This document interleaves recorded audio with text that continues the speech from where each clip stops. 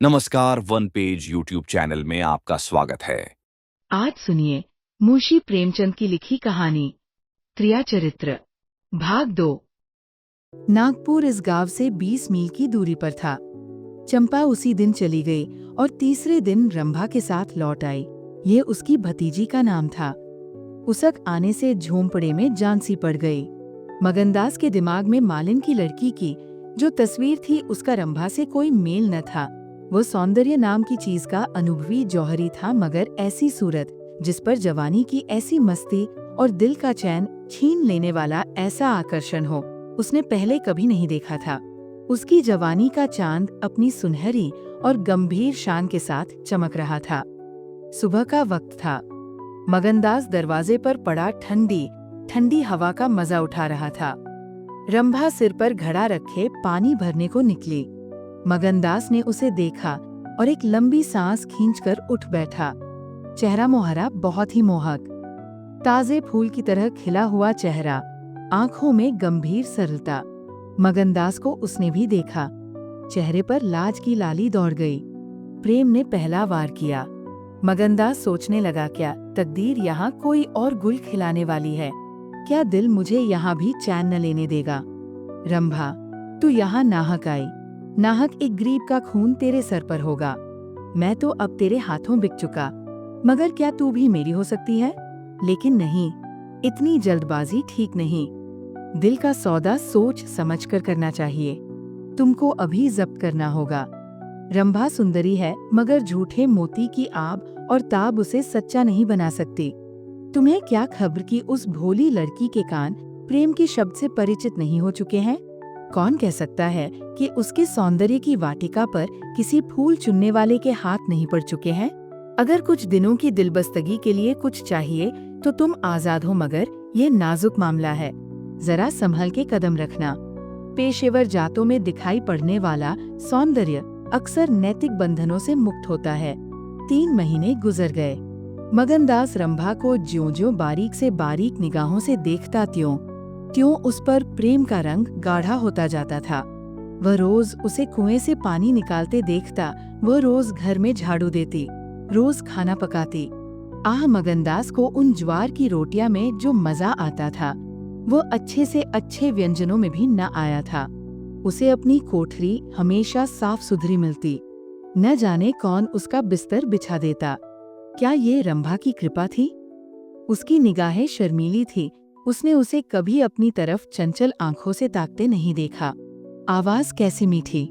उसकी हंसी की आवाज कभी उसके कान में नहीं आई। अगर मगनदास उसके प्रेम में मतवाला हो रहा था तो कोई ताज्जुब की बात नहीं थी।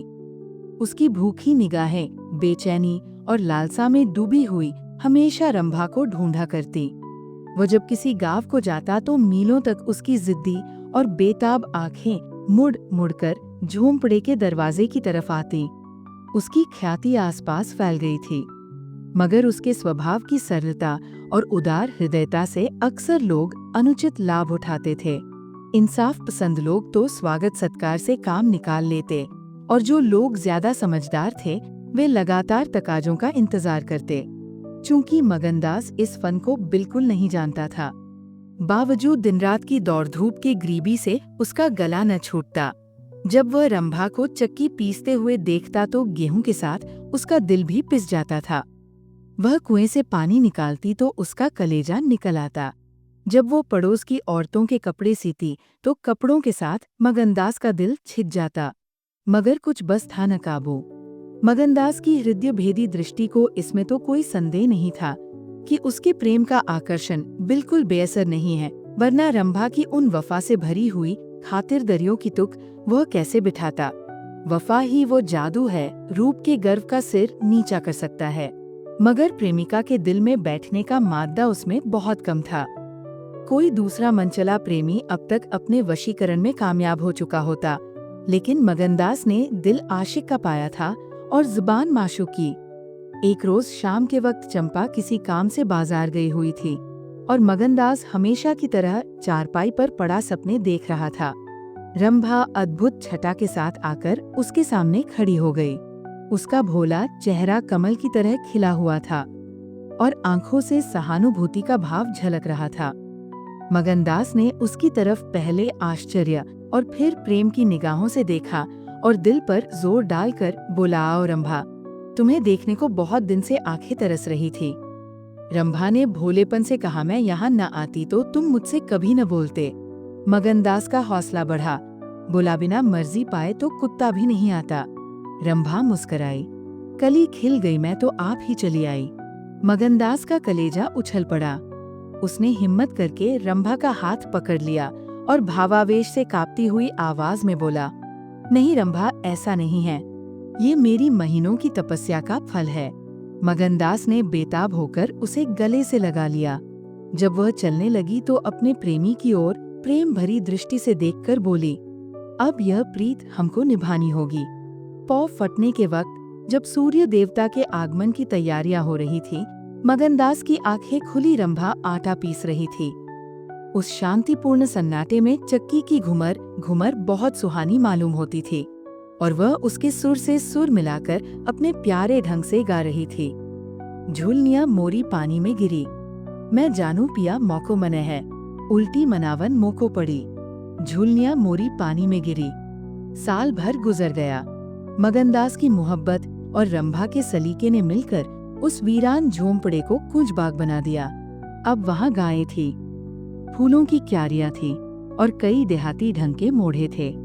सुख सुविधा की अनेक चीजें दिखाई पड़ती थी। एक रोज सुबह के वक्त मगनदास कहीं जाने के लिए तैयार हो रहा था कि एक संभ्रांत व्यक्ति अंग्रेजी पोशाक पहने उसे ढूंढता हुआ आ पहुंचा और उसे देखते ही दौड़कर गले से लिपट गया। मगनदास और वह दोनों एक साथ पढ़ा करते थे। वो अब वकील हो गया था। मगनदास ने भी अब पहचाना और कुछ झेमता और कुछ झिझकता उससे गले लिपट गया। बड़ी देर तक दोनों दोस्त बातें करते रहे। बातें क्या थी, घटनाओं और संयोगों की एक लंबी कहानी थी। कई महीने हुए सेठ लगनदास का छोटा बच्चा चेचक की नजर हो गया। सेठ जी ने दुख के मारे आत्महत्या कर ली और अब मगनदास सारी जायदाद, कोठी इलाके और मकानों का एक छत्र स्वामी था। सेठानियों में आपसी झगड़े हो रहे थे। कर्मचारियों ने गबन को अपना ढंग बना रखा था। बड़ी सेठानी उसे बुलाने के लिए खुद आने को तैयार थी, मगर वकील साहब ने उन्हें रोका था। तब मगनदास ने मुस्कुराकर पूछा, तुम्हें क्यों कर मालूम हुआ कि मैं यहाँ हूँ? तो वकील साहब ने फरमाया, महीने भर से तुम्हारी टोह में हूँ। सेठ मक्खनलाल ने अतापता बतलाया, तुम दिल्ली पहुँचे और मैंने अपना महीने भर का बिल पेश किया। रंभा अधीर हो रही थी कि ये कौन है और इनमें क्या बातें हो रही हैं। 10 बजते बजते वकील साहब मगनदास से एक हफ्ते के अंदर आने का वादा लेकर विदा हुए। उसी वक्त रंभा आ पहुंची और पूछने लगी, कौन थे? इनका तुमसे क्या काम था? मगनदास ने जवाब दिया, है महाराज का दूत। रंभा, क्या अजगुन बकते हो? मगन ही नहीं रंभा, ये अजगुन नहीं है, ये सचमुच मेरी मौत का दूत था। मेरी खुशियों के बाग को रौंदने वाला, मेरी हरी भरी खेती को उजाड़ने वाला। रंभा, मैंने तुम्हारे साथ दगा की है। मैंने तुम्हें अपने फ्रेब के जाल में फंसाया है। मुझे माफ करो। मोहब्बत ने मुझसे ये सब करवाया। मैं मगन सिंह ठाकुर नहीं हूँ। मैं सेठ लगनदास का बेटा और सेठ मक्खनलाल का दामाद हूँ। मगनदास को डर था कि रंभा ये सुनते ही चौंक पड़ेगी और शायद उसे जालिम, दगाबाज कहने लगे, मगर उसका ख्याल गलत निकला। रंभा ने आंखों में आंसू भरकर सिर्फ इतना कहा, तो क्या तुम मुझे छोड़कर चले जाओगे? मगनदास ने उसे गले लगाकर कहा, हाँ। रंभा, क्यों? मगन, इसलिए कि इंदिरा बहुत होशियार, सुंदर और धनी है। रंभा, मैं तुम्हें न छोड़ूंगी। कभी इंदिरा की लौंडी थी, अब उनकी सौत बनूंगी। तुम जितनी मेरी मोहब्बत करोगे उतनी इंदिरा की तो न करोगे, क्यों? मगनदास इस भोलेपन पर मतवाला हो गया। मुस्कुराकर बोला, अब इंदिरा तुम्हारी लौंडी बनेगी, मगर सुनता हूँ वह बहुत सुंदर है, कहीं मैं उसकी सूरत पर लुभा न जाऊं। मर्दों का हाल तुम नहीं जानती, मुझे अपने ही से डर लगता है। रंभा ने विश्वास भरी आंखों से देखकर कहा, क्या तुम भी ऐसा करोगे? जो जी में आए करना, मैं तुम्हें न छोड़ूंगी। इंदिरा रानी बने, मैं लौंडी हूंगी, क्या इतने पर भी मुझे छोड़ दोगे? मगनदास की आंखें डबडबा गई। बोला, प्यारी, मैंने फैसला कर लिया है कि दिल्ली न जाऊंगा। ये तो मैं कह ही न पाया कि सेठ जी का स्वर्गवास हो गया। बच्चा उनसे पहले ही चल बसा था। अफसोस सेठ जी के आखिरी दर्शन भी न कर सका। अपना बाप भी इतनी मोहब्बत नहीं कर सकता। उन्होंने मुझे अपना वारिस बनाया है। वकील साहब कहते थे कि सेठानियों में अनबन है, नौकर चाकर लूटमार मचा रहे हैं। वहाँ का ये हाल है और मेरा दिल वहाँ जाने पर राजी नहीं होता। दिल तो यहाँ है, वहाँ कौन जाए। रंभा जरा देर तक सोचती रही, फिर बोली, तो मैं तुम्हें छोड़ दूंगी। इतने दिन तुम्हारे साथ रही, जिंदगी का सुख लूटा, अब जब तक जीऊंगी इस सुख का ध्यान करती रहूंगी। मगर तुम मुझे भूल तो न जाओगे? साल में एक बार देख लिया करना, इसी झोपड़े में आकर।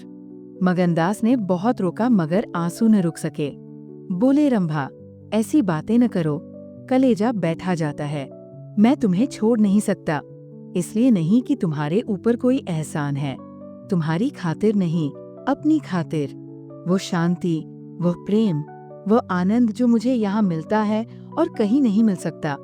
खुशी के साथ जिंदगी बसर हो, यही मनुष्य के जीवन का लक्ष्य है। मुझे ईश्वर ने ये खुशी यहाँ दे रखी है तो मैं उसे क्यों छोड़ूं?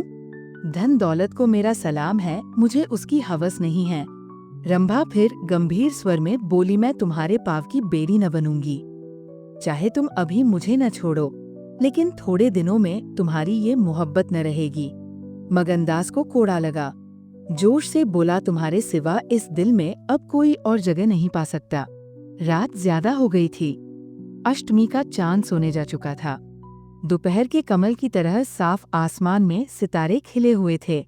किसी खेत के रखवाले की बांसुरी की आवाज, जिसे दूरी ने तासीर, सन्नाटे ने सुरीलापन और अंधेरे ने आत्मिकता का आकर्षण दे दिया था, कानों में आ जा रही थी कि जैसे कोई पवित्र आत्मा नदी के किनारे बैठी हुई पानी की लहरों से या दूसरे किनारे के खामोश और अपनी तरफ खींचने वाले पेड़ों से अपनी जिंदगी की गम की कहानी सुना रही है। मगनदास सो गया मगर रंभा की आंखों में नींद न आई। सुबह हुई तो मगनदास उठा और रंभा को पुकारने लगा, मगर रंभा रात ही को अपनी चाची के साथ वहां से कहीं चली गई थी। मगनदास को उस मकान के दरोदीवार पर एक मनहूसियत सी छाई हुई मालूम हुई कि जैसे घर की जान निकल गई हो। वो घबराकर उस कोठरी में गया जहां रंभा रोज चक्की पीसती थी, मगर अफसोस आज चक्की एकदम निश्चल थी। फिर वो कुएं की तरह दौड़ा गया, लेकिन ऐसा मालूम हुआ कि कुएं ने उसे निगल जाने के लिए अपना मुंह खोल दिया है। तब वो बच्चों की तरह चीख उठा। वह रोता हुआ फिर उसी झोपड़ी में आया जहां कल रात तक प्रेम का वास था, मगर उस वक्त वो शोक का घर बनी हुई थी। जब जरा आंसू थमे तो उसने घर में चारों तरफ निगाह दौड़ाई। रंभा की साड़ी अर्गनी पर पड़ी हुई थी। एक पिटारी में वह कंगन रखा हुआ था जो मगनदास ने उसे दिया था। बर्तन सब रखे हुए थे, साफ और सुधरे। मगनदास सोचने लगा, रंभा, तूने रात को कहा था मैं तुम्हें छोड़ दूंगी। क्या तूने वो बात दिल से कही थी? मैंने तो समझा था तू दिल्लगी कर रही है, नहीं तो तुझे कलेजे में छिपा लेता। मैं तो तेरे लिए सब कुछ छोड़े बैठा था। तेरा प्रेम मेरे लिए सब कुछ था। आह, मैं यूं बेचैन हूँ। क्या तू बेचैन नहीं है? हाय, तू रो रही है। मुझे यकीन है कि तू अब भी लौट आएगी। फिर सजीव कल्पनाओं का एक जमघट उसक सामने आया। वे नाजुक अदाएं, वे मतवाली आंखें, वे भोली भाली बातें, वे अपने को भूली हुई सी मेहरबानियां, वह जीवनदायी मुस्कान, वे आशिकों जैसी दिलजोइयां, वह प्रेम का नशा, वो हमेशा खिला रहने वाला चेहरा, वह लचकल चक्कर कुएं से पानी लाना, वो इंतजार की सूरत, वह मस्ती से भरी हुई बेचैनियां, सब तस्वीरें उसकी निगाहों के सामने हमर्तनाक बेताबी के साथ फिरने लगी। मगनदास ने एक ठंडी सांस ली और आंसुओं और दर्द की उमड़ती हुई नदी को मर्दाना जब्त से रोककर उठ खड़ा हुआ। नागपुर जाने का पक्का फैसला हो गया। तकिए के नीच से संदूक की कुंजी उठाई तो कागज का एक टुकड़ा निकल आया। ये रंभा की विदा की चिट्ठी थी। प्यारे, मैं बहुत रो रही हूँ। मेरे पैर नहीं उठते, मगर मेरा जाना जरूरी है। तुम्हें जगाऊंगी तो तुम जाने न दोगे। आह, कैसे जाऊं? अपने प्यारे पति को कैसे छोड़ूं? किस्मत मुझसे ये आनंद का घर छुड़वा रही है। मुझे बेवफा न कहना, मैं तुमसे फिर कभी मिलूंगी। मैं जानती हूँ कि तुमने मेरे लिए ये सब कुछ त्याग दिया है, मगर तुम्हारे लिए जिंदगी में बहुत कुछ उम्मीदें हैं। मैं अपनी मोहब्बत की धुन में तुम्हें उन उम्मीदों से क्यों दूर रखूं? अब तुमसे जुदा होती हूँ। मेरी सुध मत भूलना, मैं तुम्हें हमेशा याद रखूंगी। ये आनंद के दिन कभी न भूलेंगे। क्या तुम मुझे भूल सकोगे? तुम्हारी प्यारी रंभा। मगनदास को दिल्ली आए हुए 3 महीने गुजर चुके हैं। इस बीच उसे सबसे बड़ा जो निजी अनुभव हुआ वो ये था कि रोजी की फिक्र और धंधों की बहुतायत से उमड़ती हुई भावनाओं का जोर कम किया जा सकता है। 1.5 साल पहले का बफिक्र नौजवान अब एक समझदार और सूझबूझ रखने वाला आदमी बन गया था। सागर घाट के उन कुछ दिनों से उसे रियाया की इन तकलीफों का निजी ज्ञान हो गया था, जो कारिंदों और मुख्तारों की सख्तियों की बदौलत उन्हें उठानी पड़ती है। उसने उसे रियासत के इंतजाम में बहुत मदद दी और गो कर्मचारी दबी ज़बान से उसकी शिकायत करते थे और अपनी किस्मत और जमाने के उलटफेर को कोसते थे, मगर रियाया खुश थी। हाँ, जब वो सब धंधों से फुर्सत पाता तो एक भोली भाली सूरत वाली लड़की उसके ख्याल के पहलू में आ बैठती और थोड़ी देर के लिए सागर घाट का वो हरा भरा झोपड़ा और उसकी मस्तियाँ आंखों के सामने आ जाती। सारी बातें एक सुहाने सपने की तरह याद आकर उसके दिल को मसोसने लगती, लेकिन कभी कभी खुद ब खुद उसका ख्याल इंदिरा की तरफ भी जा पहुँचता गो। उसके दिल में रंभा की वही जगह थी, मगर किसी तरह उसमें इंदिरा के लिए भी एक कोना निकल आया था। जिन हालातों और आफतों ने उसे इंदिरा से बेजार कर दिया था, वो अब रुखसत हो गई थी। अब उसे इंदिरा से कुछ हमदर्दी हो गई। अगर उसके मिजाज में घमंड है, हुकूमत है, तकल्लुफ है, शान है, तो ये उसका कसूर नहीं। ये रईसजादों की आम कमजोरियां हैं, यही उनकी शिक्षा है। वे बिल्कुल बेबस और मजबूर है। इन बदते हुए और संतुलित भावों के साथ, जहाँ वह बेचैनी के साथ रंभा की याद को ताज़ा किया करता था, वहाँ इंदिरा का स्वागत करने और उसे अपने दिल में जगह देने के लिए तैयार था। वह दिन दूर नहीं था जब उसे उस आजमाइश का सामना करना पड़ेगा। उसके कई आत्मीय अमीराना शान शौकत के साथ इंदिरा को विदा कराने के लिए नागपुर गए हुए थे। मगनदास की तबीयत आज तरह तरह के भावों के कारण, जिनमें प्रतीक्षा और मिलन की उत्कंठा विशेष थी, उचाट सी हो रही थी। जब कोई नौकर आता तो वो संभल बैठता कि शायद इंदिरा आ पहुंची आखिर शाम के वक्त, जब दिन और रात गले मिले रहे थे। जनान खाने में जोर शोर से गाने की आवाजों ने बहू के पहुंचने की सूचना दी। सुहाग की सुहानी रात थी। 10 बज गए थे। खुले हुए हवादार सहन में चांदनी छिटकी हुई थी। वह चांदनी जिसमें नशा है, आरजू है और खिंचाव है। गमलों में खिले हुए गुलाब और चंपा के फूल चांद की सुनहरी रोशनी में ज्यादा गंभीर और खामोश नजर आते थे। मगनदास इंदिरा से मिलने के लिए चला। उसके दिल से लालसाएं जरूर थी, मगर एक पीड़ा भी थी। दर्शन की उत्कंठा थी, मगर प्यास से खोली। मोहब्बत नहीं, प्राणों का खिंचाव था जो उसे खींचे लिए जाता था। उसके दिल में बैठी हुई रंभा शायद बार बार बाहर निकलने की कोशिश कर रही थी, इसीलिए दिल में धड़कन हो रही थी। वह सोने के कमरे के दरवाजे पर पहुंचा। रेशमी पर्दा पड़ा हुआ था। उसने पर्दा उठा दिया। अंदर एक औरत सफेद साड़ी पहने खड़ी थी। हाथ में चंद खूबसूरत चूड़ियों के सिवा उसके बदन पर एक जेवर भी न था। ज्यों ही पर्दा उठा और मगनदास ने अंदर कदम रखा, वह मुस्कुराती हुई उसकी तरफ बढ़ी। मगनदास ने उसे देखा और चकित होकर बोला, रंभा, और दोनों प्रेमावेश से लिपट गए। दिल में बैठी हुई रंभा बाहर निकल आई थी। साल भर गुजरने के बाद एक दिन इंदिरा ने अपने पति से कहा, क्या रंभा को बिल्कुल भूल गए? कैसे बेवफा हो? कुछ याद है उसने चलते वक्त तुमसे क्या विनती की थी? मगनदास ने कहा, खूब याद है। वो आवाज भी कानों में गूंज रही है। मैं रंभा को भोली भाली लड़की समझता था। ये नहीं जानता था कि ये त्रियाचरित्र का जादू है। मैं अपनी रंभा को अब भी इंदिरा से ज्यादा प्यार करता हूँ। तुम्हें डाह तो नहीं होती? इंदिरा ने हंसकर जवाब दिया, डा क्यों हो? तुम्हारी रंभा है तो क्या मेरा मगन सिंह नहीं है? मैं अब भी उस पर मरती हूँ। दूसरे दिन दोनों दिल्ली से एक राष्ट्रीय समारोह में शरीक होने का बहाना करके रवाना हो गए और सागर घाट जा पहुंचे। वह झोपड़ा, वह मोहब्बत का मंदिर, वह प्रेम भवन फूलों और हरियाली से लहरा रहा था। चंपा मालिन उन्हें वहां मिली। गांव के जमींदार उनसे मिलने के लिए आए। कई दिन तक फिर मगन सिंह को घोड़े निकालने पड़े। रंभा कुएं से पानी लाती, खाना पकाती, फिर चक्की पीसती और गाती।